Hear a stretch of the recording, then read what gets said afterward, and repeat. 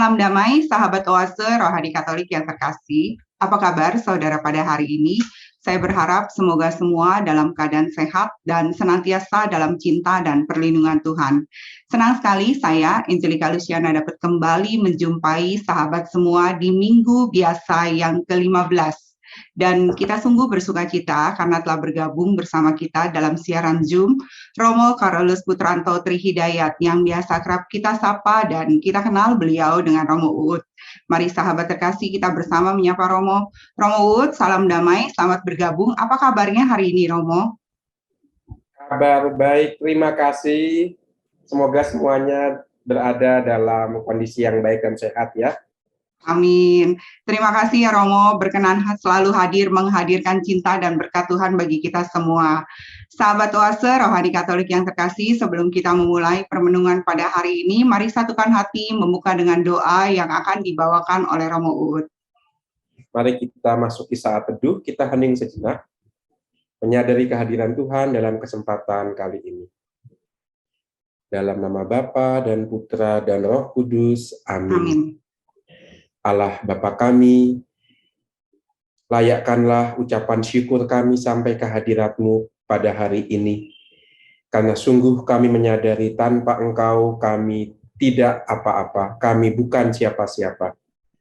Maka ya Tuhan, limpahkanlah Roh Kudus-Mu ke dalam hati dan budi kami, agar pada kesempatan yang Kau berkati ini, kami terbuka pada firman-Mu, kami menjadi ciptaan yang baru, karena menerima firman-Mu dalam hati dan budi kami.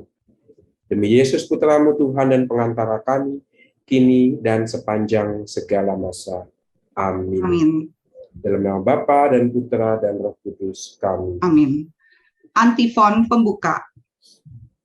Bersyukurlah kepada Tuhan sebab Ia baik, kekal abadi kasih setianya. Sahabat Oase Rohani Katolik yang terkasih, bacaan liturgi pada hari ini, bacaan pertama dari Nubuat Mika, dan bacaan Injil Yesus Kristus hari ini menurut Santo Matius, dan saya akan membaca bacaan pertama pada hari ini.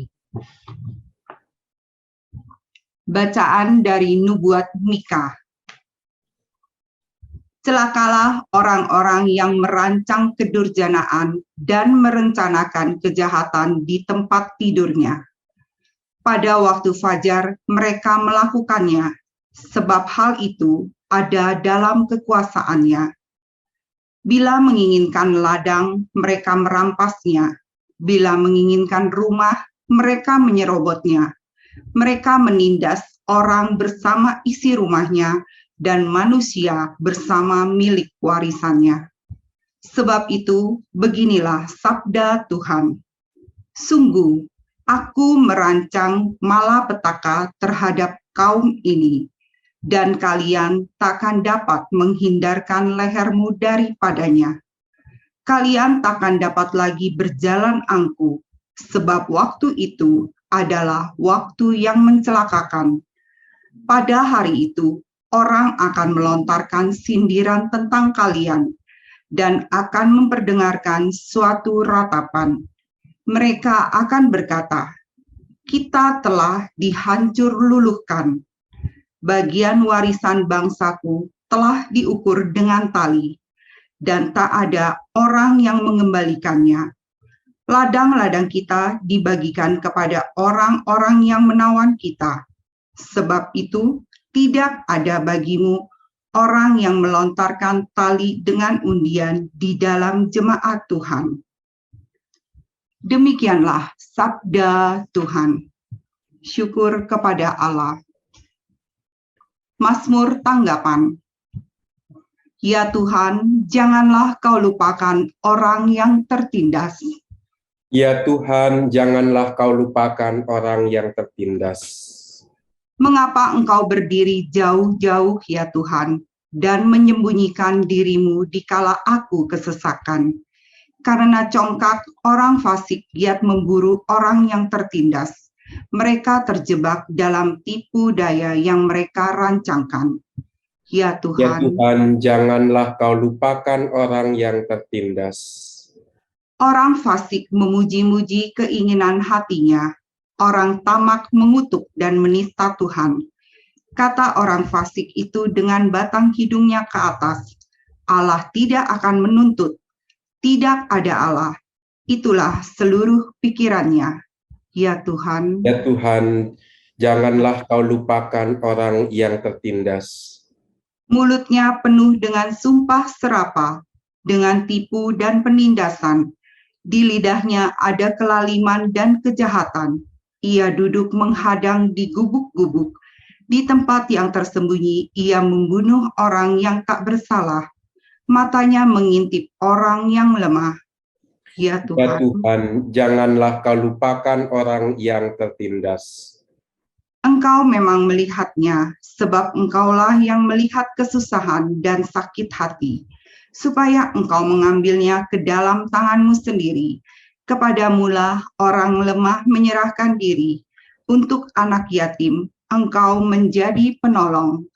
Ya Ya Tuhan, Tuhan, janganlah kau lupakan orang yang tertindas. sahabat Oase Rohani Katolik yang terkasih, sekarang marilah kita mendengarkan bacaan Injil. Tuhan bersamamu. Dan bersama roh-Mu, Inilah Injil suci menurut Matius. dimuliakanlah Tuhan.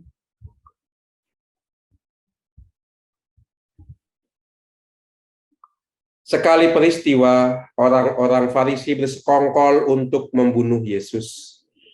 Tetapi Yesus mengetahui maksud mereka, lalu menyingkir dari sana. Banyak orang mengikuti dia, dan ia menyembuhkan mereka semuanya. Dengan keras ia melarang mereka memberitahukan siapa dia, supaya genaplah sabda yang disampaikan oleh Nabi Yesaya. Lihatlah, itu hambaku yang kupilih, yang kukasihi, yang kepadanya jiwaku berkenan. Rohku akan kucurahkan ke atas dia, dan ia akan memaklumkan hukum kepada sekalian bangsa. Ia tidak akan berbantah dan tidak akan berteriak. Suaranya tidak akan terdengar di jalan-jalan. Buluh yang patah terkulai tidak akan diputuskannya, dan sumbu yang pudar nyalanya tidak akan dipadamkannya, sampai ia menjadikan hukum itu menang. Kepadanya lah semua bangsa akan berharap. Demikianlah Injil Tuhan. Terpujilah Kristus. Romo Wood, dari dua bacaan pada hari ini tentang peringatan-peringatan dan sangat tegas sekali ya Romo ya. Ya, Ada makna dan sukacita apa bagi kita semua? ya, ada makna yang menarik untuk kita. Yang pertama adalah pentingnya berlatih menahan diri. Itu. Kalau tadi kita mendengarkan kata hukum, hukum itu kan diciptakan supaya ego kita tidak melulu kita wujudkan. Kita juga perlu memperhatikan kepentingan orang lain. Itu kan fungsinya hukum, supaya hak kita tidak melanggar haknya orang lain. Nah, itu yang pertama. Kita diundang untuk melatih menahan diri kita. Yang kedua, ya, ini yang menarik, yang kedua, Tuhan sendiri adalah hukum yang hidup bagi kita. Nah, akan kita lihat nanti bagaimana Allah Roh Kudus itu adalah hukum dalam batin kita. Seperti yang dinubuatkan oleh Nabi Yeremia. Akan kutulis hukum ke dalam hati mereka. Nah, itu. Nah, dua hal itu yang bisa kita tarik dari bacaan-bacaan kali ini. Ya, tadi Romo katakan tentang yang pertama bagaimana kita bisa menahan diri kita. Artinya kita harus lebih dahulu menguasai diri kita dong Romo, menguasai segenap hati, pikiran, sehingga kita bisa mengontrol diri dan menahan ego-ego untuk tidak lebih mengedepankan keinginan pribadi. Seperti itu ya Romo? Ya, itu baik kalau kita canangkan lagi. Sebenarnya ini kan kebijaksanaan masyarakat tradisional ya. Dalam masyarakat tradisional kita sudah sering mendengar itu. Maka ada istilah misalnya dalam bahasa Jawa, mati raga, olah batin, bertapa, itu kebijaksanaan lokal, itu kebijaksanaan kita yang sayangnya di zaman sekarang ini kerap kali dilupakan atau bahkan diremehkan. Misalnya sederhana saja, menyisihkan waktu untuk hening, menyisihkan waktu untuk pemeriksaan batin. Itu makin hari makin sulit, karena yang namanya gadget itu masuk ke dalam ruang, bahkan ke ruangan yang paling dalam dari diri kita ya, sehingga kita sulit mengatur jadwal hidup kita. Lalu juga terkait dengan keinginan-keinginan kita. Kita itu dibombardir sama iklan-iklan ya kan, sama segala hal yang sebenarnya nggak kita butuhkan, tetapi diciptakan sehingga kita butuh itu. Misalnya baru beli HP 2 tahun yang lalu, muncul HP yang baru, masih bagus HP yang 2 tahun yang lalu, tapi karena HP baru ini diiklankan dengan chip yang baru, dengan kamera yang lebih tajam, bisa 1000 kali zoom, ya wah, kita nggak butuh itu, tapi kita tergiur oleh iklan-iklan dan daya tarik sesuatu hal yang nggak kita butuhkan sebenarnya. Nah ini menjadi lebih penting kalau kita lihat situasi zaman kita. Kita semakin sulit untuk masuk ke dalam ruang batin kita, dan juga semakin banyak hal-hal dari luar yang mendorong kita untuk membelinya, untuk mendapatkannya, padahal nggak kita butuhkan. Itu bukan sesuatu yang mendesak. Nah, itu menjadi pesan bagi kita orang di zaman modern ini. Dan semakin pas lagi kalau kita lihat dalam bacaan pertama ya. Itu kan pesannya bagus sekali itu ya. Mungkin bisa kita lihat dalam bacaan pertama, kita melihat nubuat Nabi Mika. Siapakah Nabi Mika? Nabi Mika itu sejaman dengan Nabi Yesaya, sejaman dengan Nabi Hosea. Dan mereka itu sama-sama berkarya di tanah Yudea. Artinya mereka ada di kerajaan selatan dengan kotanya Yerusalem. Pada waktu itu kerajaan Israel sudah pecah menjadi 2. Kerajaan selatan di Yehuda dan kerajaan utara di Israel dengan ibu kotanya Samaria. Nah, siapakah Nabi Mika ini? Nabi Mika ini orang biasa. Nubuatnya itu banyak menegur orang-orang yang berkuasa dengan status sosial yang tinggi dan dengan harta yang melimpah. Dia menegur orang-orang itu. Bukan karena Nabi Mika benci pada orang kaya, dia juga nggak menaruh benci kepada para pejabat dan orang dengan status sosial yang tinggi, enggak. Tetapi dia melihat, kok orang-orang dengan status sosial yang tinggi, dengan harta yang melimpah, dengan kekuasaan yang begitu besar, ya, kok menggunakan semuanya itu untuk mendapatkan kepentingan mereka sendiri, untuk memenuhi ego mereka. Maka kalau kita lihat bacaan pertama kan itu sangat keras ya. Di saat tidur kau merancang kejahatan, kau ingin merampas ladang orang lain dan kau keesokan harinya melakukan itu. Ya kan? Lalu juga kau ingin menindas orang-orang miskin. Siapa yang bisa melakukan ini kalau bukan orang dengan kekuasaan yang besar, dengan kekayaan yang melimpah, dengan status sosial yang tinggi. Maka Nabi Mika menegur orang-orang seperti itu. Dan dikatakan bahwa mereka yang melakukan hal-hal seperti itu, ketidakadilan dengan menggunakan kekuasaan mereka secara tidak benar, itu akan dihancurkan oleh tindakan mereka sendiri. Karena barang siapa tidak menahan nafsunya, itu tidak waspada. Dan yang tidak waspada akan lengah dan akan jatuh oleh karena ketidakwaspadaannya itu. Nah, itu. Jadi lihat, sebenarnya bukan Allah yang menghukum, tetapi mereka dengan tindakannya menghukum diri mereka sendiri. Hukum itulah yang dibuat oleh Allah. Barang siapa tidak waspada akan jatuh, akan tersandung oleh perbuatannya sendiri.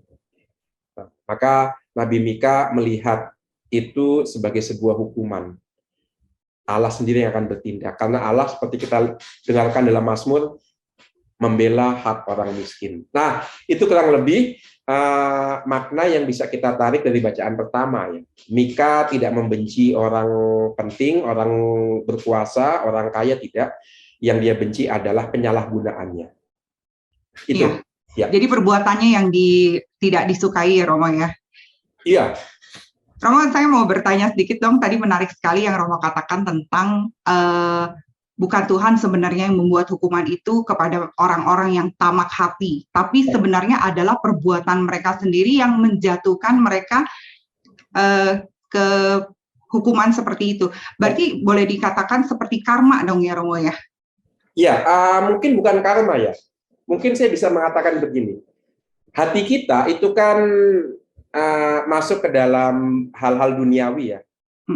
Hati kita kan masuk ke hal-hal duniawi. Dan hati diciptakan oleh Allah itu untuk orang lain, untuk menyembah Allah, untuk mengasihi Allah dan sesama. Itu hati kita diciptakan dengan hukum seperti itu.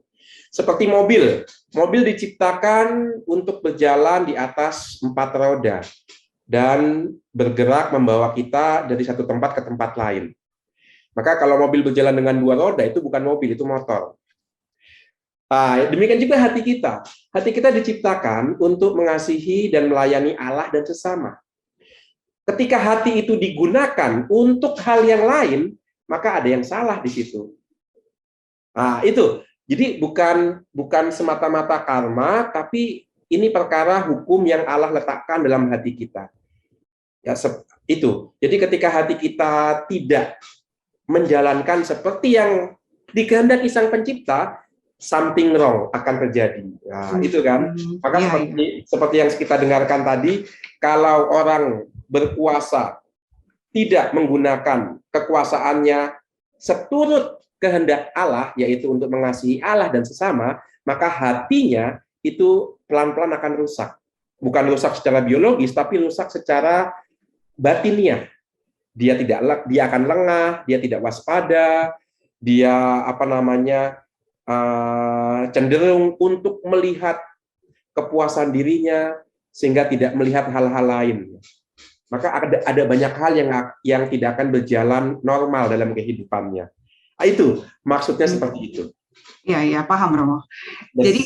Jadi kita mesti mempunyai hati yang untuk selalu berbagi kepada sesama ya Romo ya. Ya, karena untuk itulah kita diciptakan. Ya, dan seperti yang Keuskupan Agung canangkan bahwa kita harus selalu berbela rasa ya Romo. Seperti itulah pola hidup yang kita sebagai orang yang beriman ya.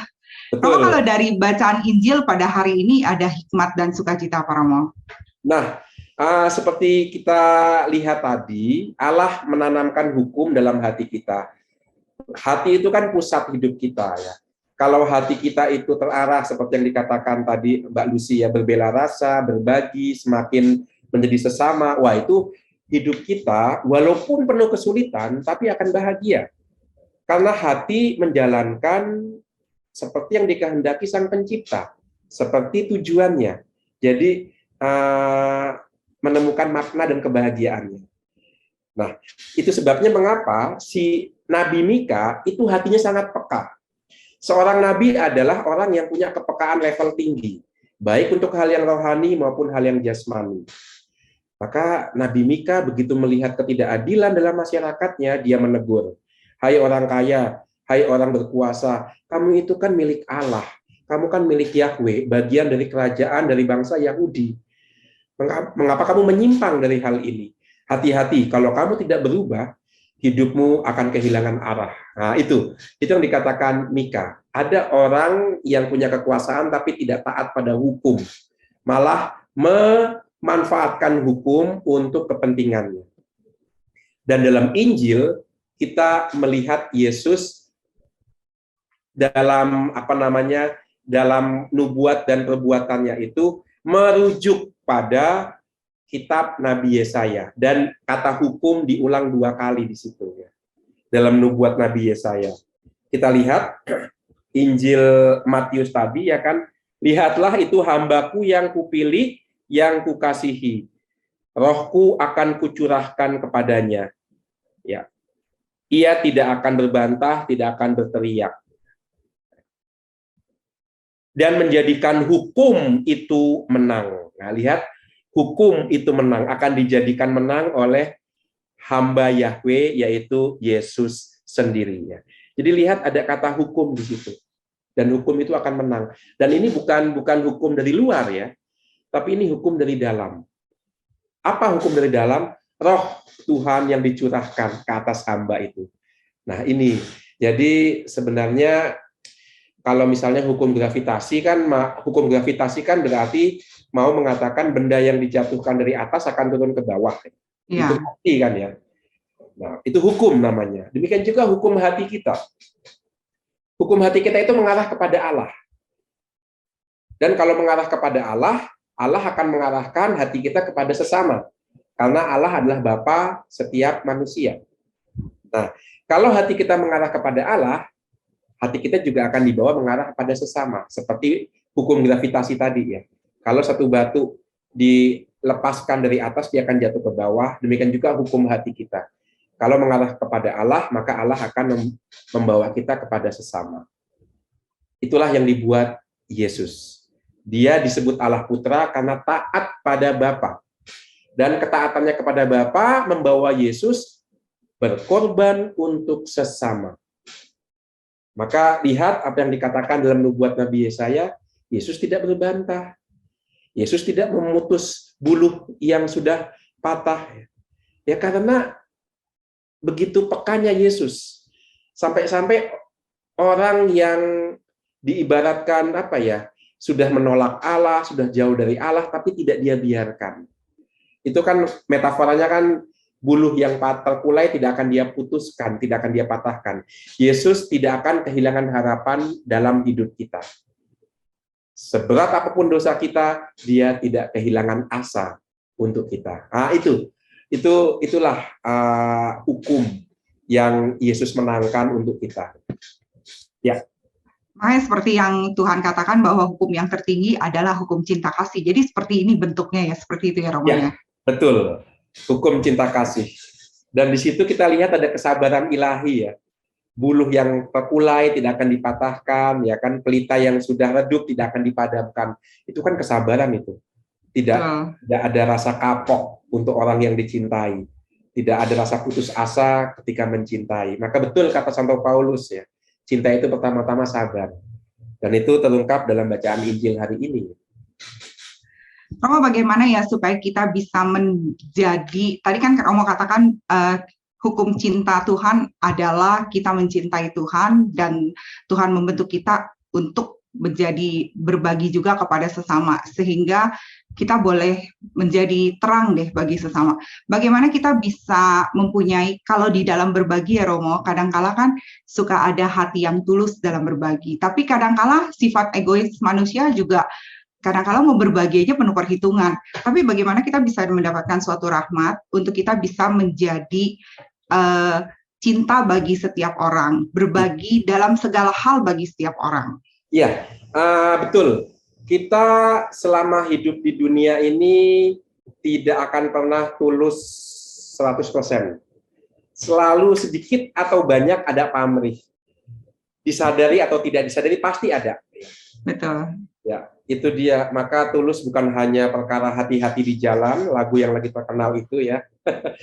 Tulus itu juga satu jalan, satu tujuan. Nah, maka kita tidak akan pernah sampai 100% seperti itu. Hanya Allah yang bisa seperti itu ya. Maka kita dalam mencintai, dalam mengasihi akan selalu dimurnikan ketulusan kita. Itu sebabnya mengapa kasih itu menyakitkan. Karena selalu memurnikan kita. Memurnikan ego kita, memurnikan pamrih kita. Selalu begitu. Contohnya, Ibu Teresa dari Kalkuta bahkan mengakui ya, perbuatan kasih yang ia buat itu ada pamrihnya. Misalnya supaya ia masuk surga. Misalnya supaya ia mengalami hiburan rohani. Itu kan pamrih juga ya. Walaupun pamrih yang rohani sifatnya. Tapi itu ada pamrihnya. Nah, Ibu Teresa memahami itu. Maka Ibu Teresa mengatakan mengasihi itu harus sampai terluka. Kalau orang mencintai tidak terluka, itu berarti cintanya belum besar, belum penuh. Wah, itu kan mencintai sakit itu ya. Contoh sederhana, kasih orang tua. Kalau orang tua mau hitung-hitungan, orang tua akan bertanya, untuk apa saya mengasihi anakku? Karena ketika anakku besar, dia akan berpisah dariku kok.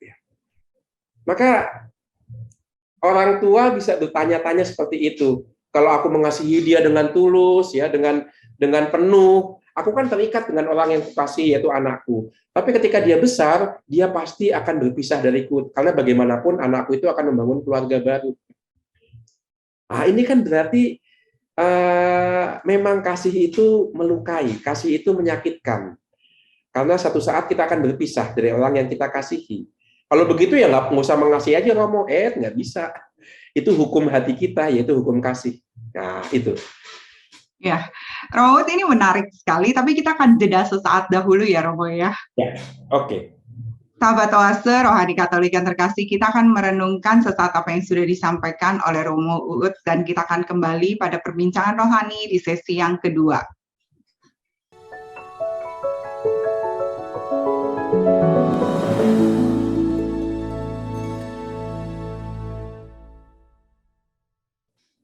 Sahabat Oase Rohani Katolik yang terkasih, salam damai, kembali lagi bersama Romo Carolus Puntranto Trihidayat dan saya Angelika Luciana.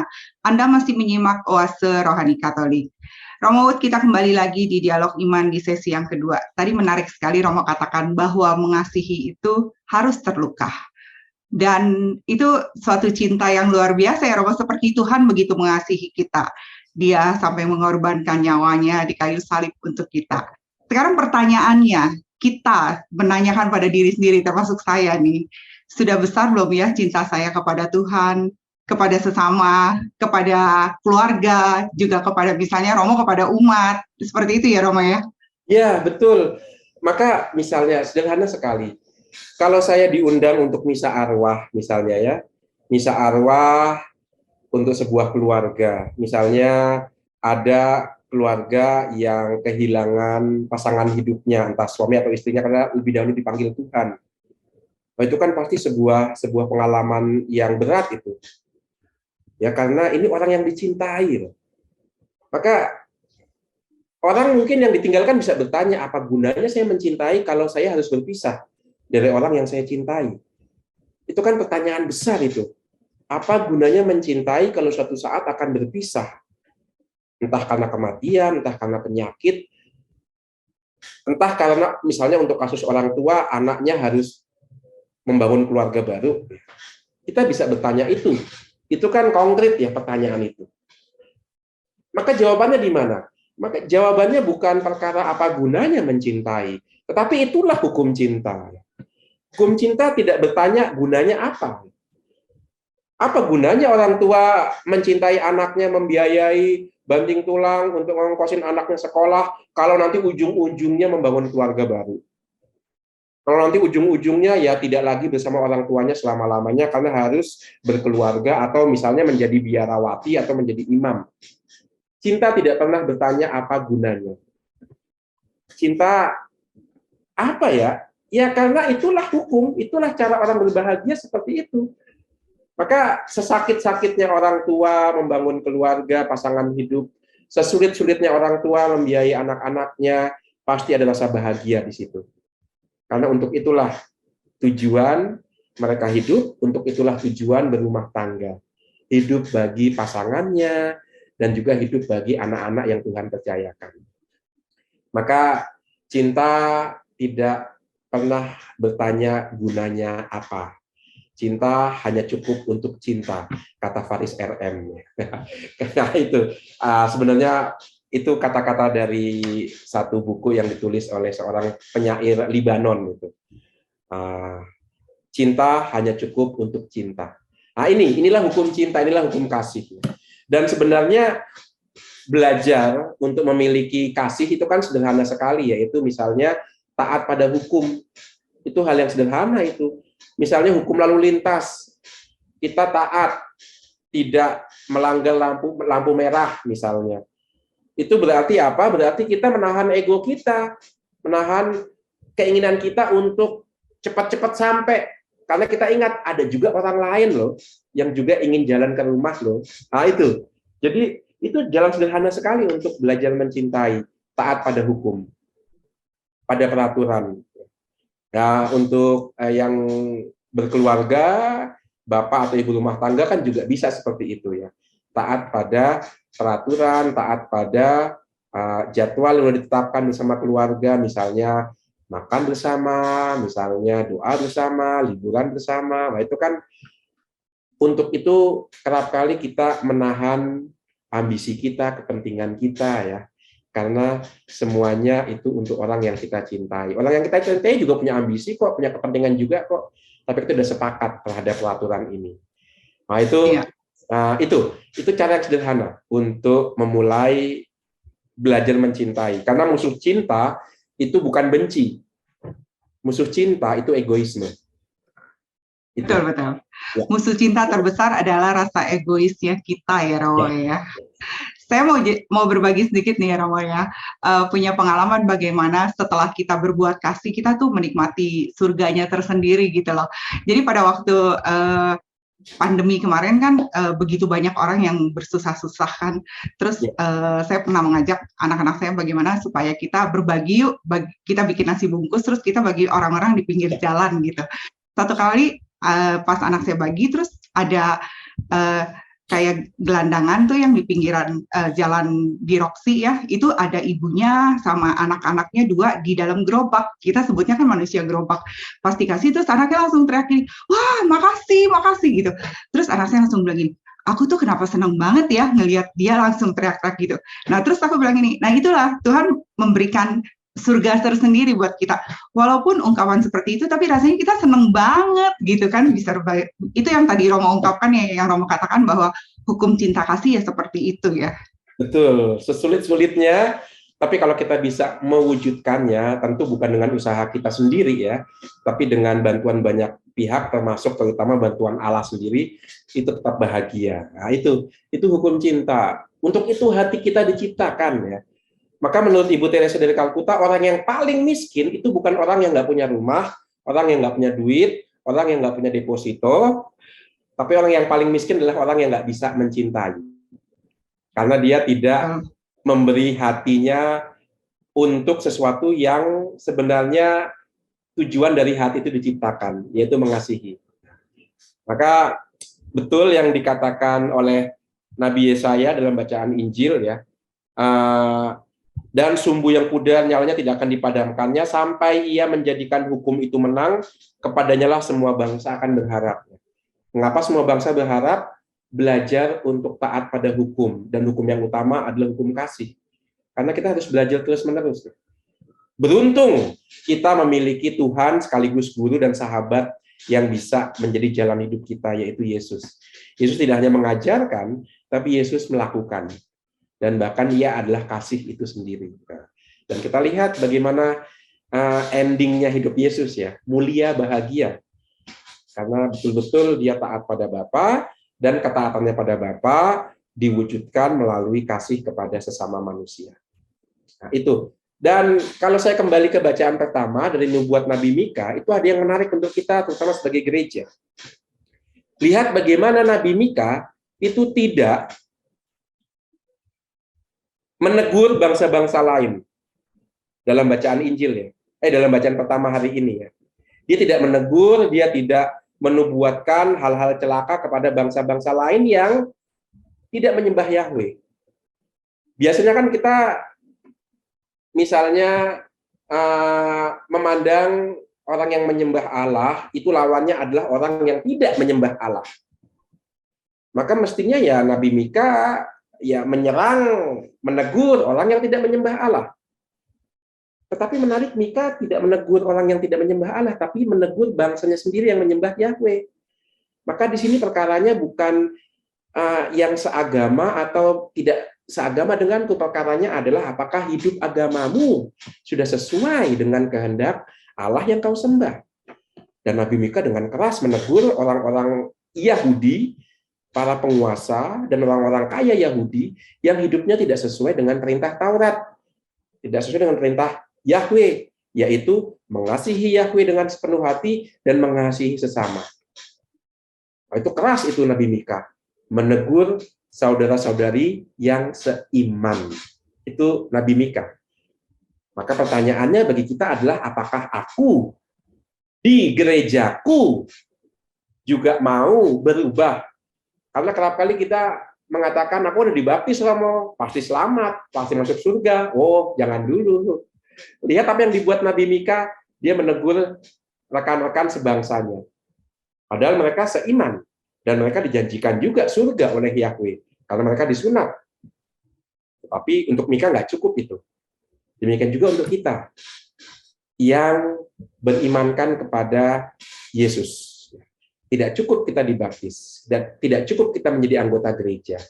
Kita perlu memperhatikan kesejahteraan sesama. Baik yang ada dalam lingkungan gereja maupun di luarnya. Itu menjadi tanggung jawab kita juga. Nah, ini pesan yang dinubuatkan Nabi Mika bukan hanya untuk bangsa Israel 2000 tahun yang lalu, tapi juga untuk kita yang hidup di abad ke-21 ini. Yaitu memperhatikan kesejahteraan bersama. Itulah hukum yang Allah berikan kepada kita yang mengaku beriman kepada Dia. Itu pesannya. Jadi masih aktual pesannya.